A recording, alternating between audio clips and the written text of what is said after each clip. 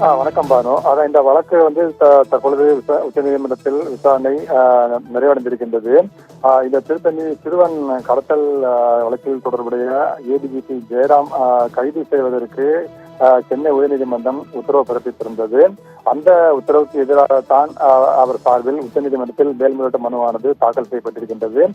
அந்த வழக்கு நீதிபதிகள் உஜ்ஜல் புயான் மற்றும் மன்மோகன் ஆகியோர் அடங்கிய விடுமுறை கால அமர்வில் சற்று முன்னர் விசாரணை நடைபெற்றது. அப்பொழுது தமிழக அரசு சார்பில் ஆஜரான வழக்கறிஞர் என்ன கூறினார் என்றால், ஏடிஜிபி ஜெயராம் வந்து கைது செய்யப்படவில்லை, அவர் விசாரணைக்கு அழைக்கப்பட்டார், விசாரணைக்கு முழு ஒத்துழைப்பு அளித்தார் அவர்.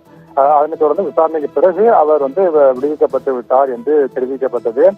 அதே போல மறுநேர சார்பிலும் அவர் கைது செய்யப்பட்டு நேற்று மாலை விடுதலை செய்யப்பட்டதாக அவர்கள் சார்பில் தெரிவிக்கப்பட்டது. ஆனால் அவர் பணியிடை நீக்கம் செய்யப்பட்டிருப்பதாக பணியிடை நீக்கம் செய்யப்பட்டிருப்பதாக அந்த தகவலானது நீதிபதிகளிடம் தெரிவிக்கப்பட்டது. அப்பொழுதுதான் உச்சநீதிமன்றத்தில் நீதிபதிகள் அவர் ஏன் சஸ்பெண்ட் செய்யப்பட வேண்டும் என்று உச்சநீதிமன்றமானது கேள்வி எழுப்பியிருக்கின்றது. இது போன்ற உத்தரவானது அதிர்ச்சி அளிப்பதாக இருப்பதாகவும் உச்சநீதிமன்றம் ஒரு கருத்தினை தெரிவித்திருக்கின்றது. அவர் ஒரு மூத்த காவல்துறை அதிகாரி. இது போன்ற உத்தரவு வந்து டிமாரலைஸ், அதாவது மன உறுதியை குறைக்கும் வகையிலானது என்று உச்சநீதிமன்றம் ஒரு கருத்தையும் தெரிவித்திருக்கின்றது.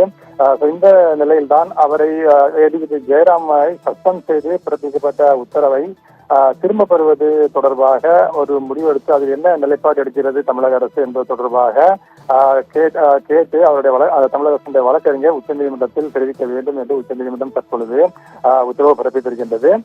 இதனைத் தொடர்ந்து இந்த வழக்கானது நாளைய தினத்திற்கு ஒத்திவைக்கப்பட்டிருக்கின்றது. எனவே தற்போது இருக்கக்கூடிய சூழ்நிலையில் அவர் ஏன் ஏடிஜிபி ஜெயராம் ஏன் சஸ்பெண்ட் செய்து பிறப்பிக்கப்பட்ட உத்தரவு திரும்ப பெறப்படக்கூடாது என்று உச்சநீதிமன்றம் கேள்வி எழுப்பியிருக்கின்றது. அது தொடர்பான நிலைப்பாட்டை தமிழக அரசு உச்சநீதிமன்றத்தில் தெரிவிக்க வேண்டும். இதனைத் தொடர்ந்து வழக்கானது நாளைய தினத்திற்கு ஒத்திவைக்கப்பட்டிருக்கின்றது பானு.